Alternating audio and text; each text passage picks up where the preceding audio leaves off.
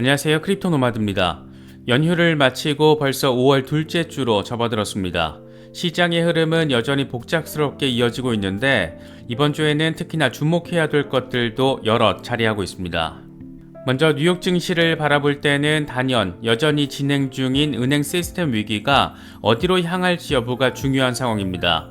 퍼스트 리퍼블릭 다음 타자로 지목된 팩웨스트의 경우에는 폭락 이후에 나름의 반등세를 보이긴 했지만 주간 기준으로 보면 지난주에 40%의 폭락을 확인한 상황입니다. 매각 이슈와 관련해서도 세부적으로 어떤 내용이 또 어떻게 진행될지 주목되는 상황입니다. 이런 시장의 분위기에 직접적인 영향을 미칠 변수들도 자리한 한 주이기도 합니다. 아직 연준의 긴축 정책의 방향성, 그러니까 정책 전환에 대한 방향성이 어떻게 될지 정해지지 않은 상황에서 여기에 직접적인 영향을 미칠 데이터들이 잇따라 공개됩니다. 한국 시간으로 5월 10일 밤에는 4월 소비자 물가지수가 발표되고 하루 뒤에는 생산자 물가지수가 발표됩니다. 연준의 고강도 금리 인상의 효과가 어떤지 또 6월 FOMC에서 어떤 방향성을 기대할 수 있을지 가늠할 수 있을 것으로 예상됩니다. 비트코인의 흐름 역시 단기적인 관점에서 바라보면 아직 모호합니다. 기술적으로 보면 황소 세력이든 곰 세력이든 누가 더 유리하다라고 말하기 어려운 흐름이 이어지고 있는데 그래도 50일 지수이동 평균에 대한 지지가 확인되고 있기 때문에 어쩌면 이렇게 힘겨루기를 하다가 3만 달러 돌파까지 이뤄낼 수 있지 않겠느냐 이런 기대감도 피어오르는 모습입니다. 주말 사이 미국 라스베이거스에서는 한바탕 난리 아닌 난리가 났습니다. XRP 커뮤니티 행사, 이른바 XRP 라스베이거스 2023 행사가 진행됐는데 이 자리에 리플 CEO 브래드 갈링하우스를 비롯해서 존 디튼 등 XRP 셀럽으로 불리는 인물들과 더불어서 일반 XRP 홀더들도 참석을 했습니다. XRP 커뮤니티 회원만을 위해 마련된 이틀 동안의 컨벤션이었는데 이 자리에서 브래드 갈링하우스가 밝힌 한마디 때문에 난리 아닌 난리가 났습니다. 최근 국내 거래소가 해킹당하는 사건이 발생하면서 내 자산을 어디에 또 어떻게 보관을 해야 할까 고민이 커질 수밖에 없는 시기입니다. 특히 지난해 FTX 사태까지 겪은 상황이다 보니 이런 우려를 갖는 것은 당연해 보이기도 합니다.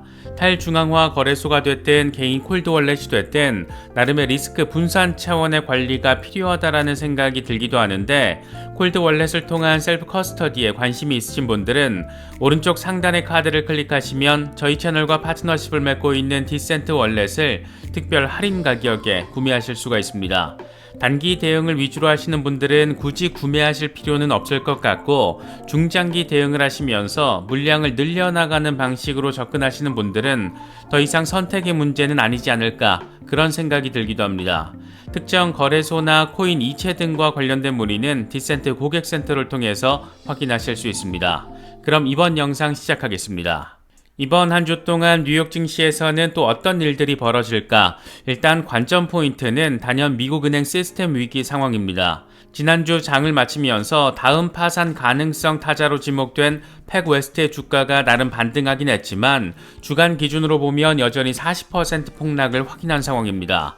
매각을 비롯한 전략적 옵션을 검토 중이라는 보도가 나온 상황인데 이에 대해서 벌어지고 있는 후속 조치 상황이 다시금 시장을 흔들 가능성이 자리하고 있습니다. 또 하나는 스태그플레이션 우려가 증가하고 있는 상황을 꼽을 수 있을 것 같습니다. 물가 상승, 그러니까 인플레이션이 지속되는 동시에 경기 침체가 찾아올 수 있을 것이라는 공포가 시장의 스멀스멀 사이즈를 키워가고 있는 건데 지난달 뱅크 오브 아메리카 글로벌 리서치가 진행한 설문에서 전 세계 펀드 매니저들의 스태그플레이션 전망은 사상 최고치에 근접한 상황입니다. 스태그플레이션 상황은 역사적으로 증시의 하방 압력 요인이었다라는 점에서 앞으로의 방향성을 가로지르는 데 직접적인 재료가 될 수 있습니다. 결국 중요한 것은 인플레이션 상황이라고 할 수가 있는데 이걸 보여주는 직접 데이터들이 이번 주에 잇따라 공개됩니다. 먼저 한국 시간으로 5월 10일 밤에 미국의 4월 소비자 물가지수가 발표됩니다. 연준은 5월 FOMC에서 베이비 스텝 인상을 단행하면서도 미국의 인플레이션이 여전히 높은 수준이다 이렇게 지적을 하면서 은행 위기 속에서도 인플레이션 대응을 우선시하는 모습을 보였는데 현재 4월 CPI는 전년 대비로는 3월과 동일한 5%, 전월 대비로는 3월의 0.1%보다 높은 0.4%로 예측돼 있는 상태입니다. 하루 뒤에는 생산자 물가지수가 발표되는데 전년 대비로는 3월에 2.7%보다 낮은 2.5%로 예측된 상태이고 전월 대비로는 3월에 마이너스 0.5%보다 높은 플러스 0.3%로 예상되고 있는 상황입니다. 노동시장은 여전히 견고한 상황을 확인해주고 있기 때문에 인플레이션 상황에 따라서 6월 FOMC 방향성을 예측할 수 있을 것으로 생각됩니다. 또 하나 시장을 흔들 수 있는 요인으로는 미국의 부채 한도 상한과 관련된 협상 상황입니다. 일단 5월 9일에 부채 한도 논의를 위해서 바이든 대통령과 의회 지도부의 회동이 예정돼 있습니다. 하원 다수당을 차지하고 있는 공화당은 현재 대규모 정부 지출 삭감을 전제 조건으로 제시하면서 정부의 부채 한도 상향에 반대하고 있습니다. 반면 백악관과 민주당은 부채 한도는 협상의 대상이 아니라면서 조건 없는 상향을 요구하며 정치적인 치킨 게임 양상을 보이면서 우려를 키우고 있는 상황입니다. 이 같은 회동을 앞두고 제닛 옐런 재무장관이 나름의 스피커 역할을 자처하고 있는데 이 양반은 ABC 방송에 출연해서 의회가 부채 한도를 올리지 않으면 6월 초에는 청구서를 지불할 수 없는 날이 올 것이다. 실제 디폴트가 벌어지면 미국 역사상 초유의 사태가 될 것이다. 금융과 경제 혼란이 뒤따를 것이라는 데는 모두 동의하고 있다. 미국 국채는 국제 금융 시스템의 근간이 되는 가장 안전한 기반 채권인데 미국이 부채를 상환하지 못할 경우 우리의 신용도에도 문제가 생길 것이다. 이렇게까지 멘트를 날렸습니다. 국가 경영은 개판이고 빚을 더 내는 것 말고는 답이 없다는 말을 재무장관이 하는 모습 왠지 꽤나 익숙하게 느껴지는 것은 꼭 기분 탓만은 아닌 것 같습니다.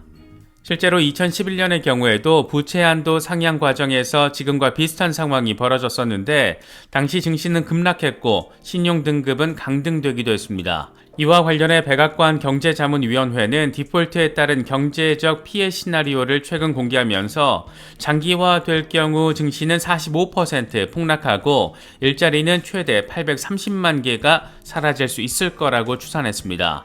브루킹스 연구소는 디폴트가 발생하면 미국 달러화의 기축통화 지위가 흔들릴 것으로 우려하기도 했습니다.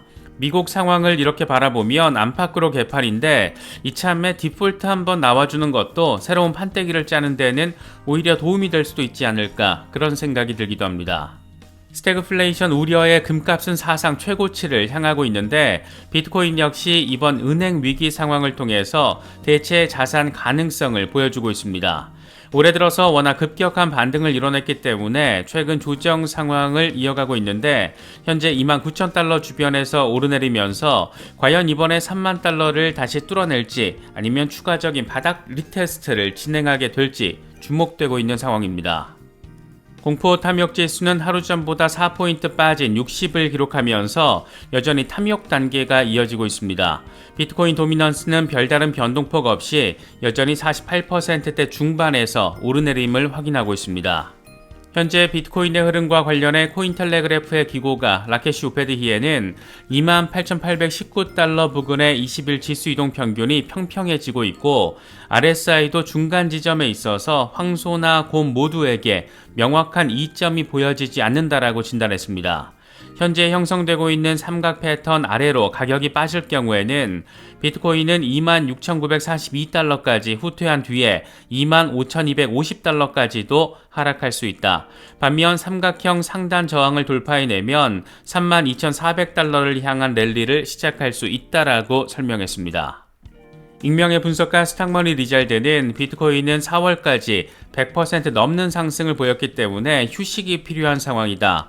주간 RSI는 여전히 과매수 상태이지만 월간 차트를 보면 슬슬 강세가 펼쳐질 수 있다라는 점도 확인할 수 있다라고 설명했습니다. 주간 단위로 보면 좀 더 조정을 겪을 수도 있겠지만 5월 안에 급반등이 나와줄 수 있다라는 점을 이야기하고 있는 겁니다. 머스타시의 경우에는 아예 대놓고 조만간 강세 랠리가 나올 거라는 점을 설명했습니다. 비트코인이 일간 차트를 기준으로 강세 하락형 확장 웨지 패턴을 완성했는데 이미 상단 저항을 뚫고 리테스트를 벌이고 있기 때문에 비트코인의 다음 랠리가 임박했다 이런 얘기를 지금 하고 있는 겁니다. 특히 RSI 역시 하락 이후에 지지 테스트를 벌이고 있는데 이대로 매수세가 달라붙어 준다라면 충분히 상승 가능하다, 이런 점을 설명하고 있다라고 바라볼 수가 있습니다.